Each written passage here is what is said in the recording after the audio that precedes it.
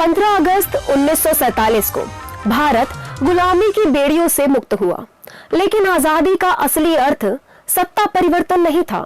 असली चुनौती थी एक ऐसा राष्ट्र बनाना जहां हर नागरिक को समान अधिकार, सम्मान और अवसर मिल सके। नमस्कार, मैं हूं दिव्या और आप देख रहे हैं CGNN लाइव। सवाल उठे कि नया भारत कैसा होगा, उसकी शासन व्यवस्था क्या होगी, समाज किस दिशा में आगे बढ़ेगा और सबसे अहम, नागरिकों के अधिकार कैसे तय होंगे। इन सवालों का जवाब देने के लिए संविधान सभा बनाई गई। यह केवल कानून बनाने वाली संस्था नहीं थी, बल्कि भविष्य के भारत की आत्मा गढ़ने का मंच था।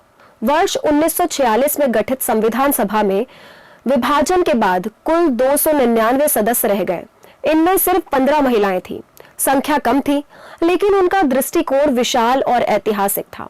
उस दौर में जब महिलाओं को राजनीति से दूर रखने की सोच प्रबल थी, तब इन महिलाओं ने संविधान निर्माण की प्रक्रिया में भाग लेकर यह साबित किया कि लोकतंत्र पुरुषों का एकाधिकार नहीं, बल्कि समान भागीदारी की नींव पर खड़ा होता है।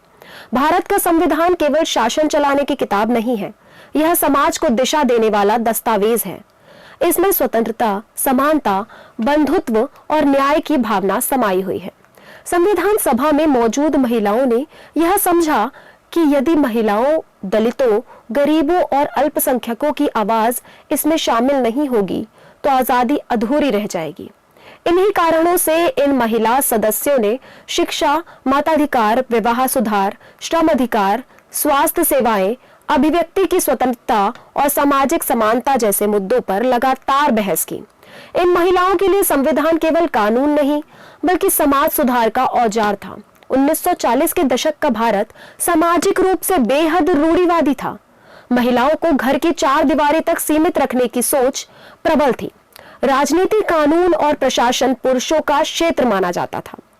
ऐसे माहौल में संविधान सभा में पहुंचना ही अपने आप में क्रांति थी। अब जानते हैं संविधान सभा की 15 महिला शिल्पकारों के बारे में, जिसमें पहली थी अम्मू स्वामीनाथन केरल। जी हां, अम्मू स्वामीनाथन एक प्रखर राष्ट्रवादी और समाज सुधारक थी। उन्होंने संविधान सभा में कहा था कि नया भारत तभी मजबूत होगा जब महिलाओं को पुरुषों के बराबर संवैधानिक अधिकार दिए जाएंगे। उन्होंने महिला शिक्षा, रोजगार और सार्वजनिक जीवन में भागीदारी पर जोर दिया। वे स्वतंत्रता आंदोलन में सक्रिय रही और बाद में राज्यसभा सदस्य भी बनी। भारत की कोकिला, जी हां, सरोजिनी नायडू केवल कवित्री नहीं, बल्कि राजनीतिक योद्धा थी। असहयोग आंदोलन, नमक सत्याग्रह और भारत छोड़ो आंदोलन में उनकी भूमिका उल्लेखनीय रही। संविधान सभा में उन्होंने महिला शिक्षा, मताधिकार और अभिव्यक्ति की स्वतंत्रता पर प्रभावशाली भाषण दिए हैं। स्वतंत्र भारत की पहली महिला राज्यपाल बनने का गौरव भी उन्हें मिला।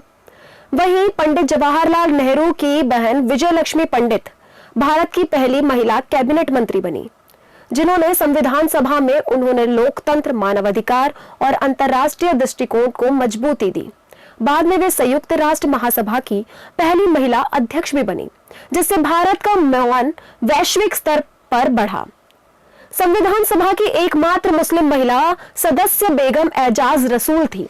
उन्होंने अल्पसंख्यकों के अधिकार, समान नागरिकता और धर्मनिरपेक्षता की वकालत की। उनका मानना था कि भारत की पहचान धर्म से नहीं, संविधान से तय होनी चाहिए। दुर्गाबाई देशमुख ने बहुत कम उम्र में स्वतंत्रता आंदोलन में हिस्सा लिया। उन्होंने महिला शिक्षा और सामाजिक सुधार को संविधान का हिस्सा बनाने की मांग भी की। बाद में उन्होंने केंद्रीय सामाजिक कल्याण बोर्ड की स्थापना कर समाज सेवा को संस्थागत रूप दिया। उसके बाद आती है राजकुमारी अमृत कौर, जो स्वतंत्र भारत की पहली स्वास्थ्य मंत्री बनी। संविधान सभा ने उन्होंने स्वास्थ्य को नागरिक अधिकार मानने की सोच रखी। उन्होंने एम्स और टीबी व कुष्ठ रोग संस्थानों की स्थापना कर भारत की स्वास्थ्य व्यवस्था को नई दिशा दी। हंसा मोहता महिला समानता की मुखर आवाज थी। उन्होंने संविधान में लैंगिक समानता के स्पष्ट प्रावधान की मांग की। संयुक्त राष्ट्र में मानवाधिकार घोषणा पत्र के निर्माण में भी उनका अहम योगदान रहा। स्वतंत्रता संग्राम की अग्रणी नेता थी सुचेता कृपलानी। बाद में वे उत्तर प्रदेश की पहली महिला मुख्यमंत्री बनी। संविधान सभा में उन्होंने श्रमिक अधिकार, महिला सशक्तिकरण और लोकतांत्रिक मूल्यों पर जोर दिया। वहीं नागरिक स्वतंत्रता और सामाजिक न्याय के मुद्दों पर संविधान में मजबूती से रखने की पहली वकील बनी पूर्णिमा बनर्जी। वे आंदोलनों में सक्रिय भूमिका निभाती रही। वहीं गांधीवादी विचारधारा से जुड़ी मालती चौधरी ने ग्रामीण विकास और महिला उत्थान को संविधान की प्राथमिकता बनाने पर जोर दिया। केरल की एनी मिस्कारेन ने श्रमिक महिलाओं, सामाजिक सुरक्षा और समान अवसरों पर संविधान सभा में अपनी बात रखी। रेणुका रे ने कमजोर वर्गों, बच्चों और महिलाओं की सामाजिक सुरक्षा को संविधान का हिस्सा बनाने पर बल दिया। वहीं कमला चौधरी सामाजिक सुधार आंदोलन से जुड़ी थी, तो उन्होंने विवाह सुधार और महिला स्वतंत्रता पर विशेष ध्यान दिया। संविधान सभा की पहली दलित महिला सदस्य थी दक्षिणायनी वेल्याधुन। उन्होंने अस्पृश्यता उन्मूलन और सामाजिक समानता पर ऐतिहासिक भाषण दिए। लीलावती मुंशी ने शिक्षा, संस्कृति और नैतिक मूल्य को संविधान में मजबूती देने की वकालत की। वहीं इन महिलाओं की वजह से संविधान और समानता, स्वतंत्रता और सामाजिक न्याय की भावना और मजबूत हुई। महिलाओं को मतदान अधिकार, रोजगार के अवसर, शिक्षा और कानून के समक्ष समानता जैसे प्रावधान इन्हीं चर्चाओं का परिणाम है। इनका योगदान केवल बहस तक सीमित नहीं था, बल्कि संविधान की आत्मा में नारी दृष्टि का समावेश था।